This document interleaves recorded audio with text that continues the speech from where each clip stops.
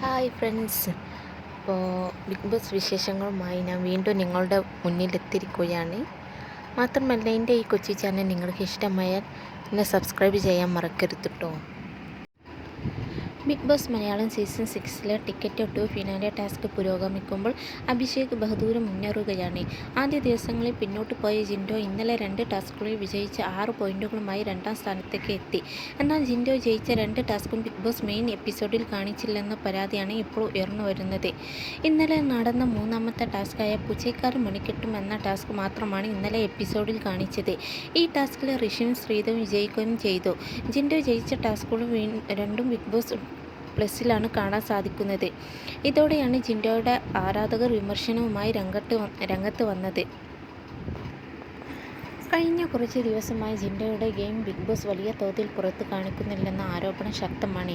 ഈ ആരോപണത്തിന് ശക്തി പകരുന്നതിനായിരുന്നു ഇന്നലെ മെയിൻ എപ്പിസോഡിൽ ആദ്യം കാണിച്ച ഫൺ ടാസ്കിന് പകരം ജിൻഡോ ജയിച്ച ഒരു ടാസ്കിലും കാണിക്കാമെന്ന് ഇവർ അഭിപ്രായപ്പെടുന്നു.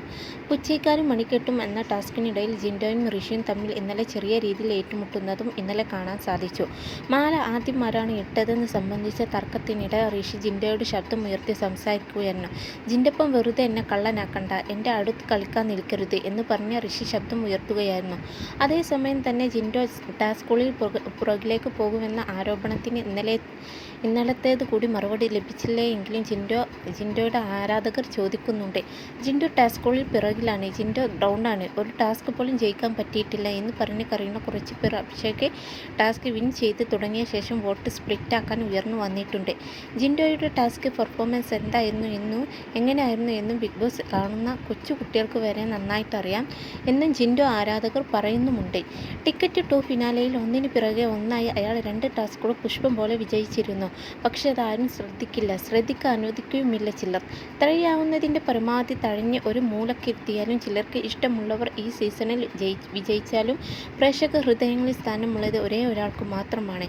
സീസൺ 6 റിയൽ കോമണറായ മല്ലയ്ക്ക് മാത്രം ആരാധകർ എന്നും പറഞ്ഞു കുറിപ്പിടുന്നു.